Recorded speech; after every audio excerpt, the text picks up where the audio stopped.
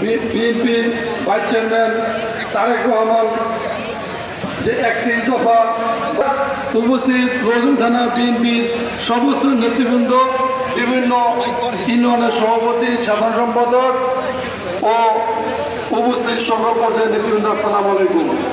আজকে যে আমাদের ভারপ্রাপ্ত চেয়ারম্যান 31 দফা সে নিয়ে আলোচনা করবেন আমাদের আজকে প্রধান অতিথি।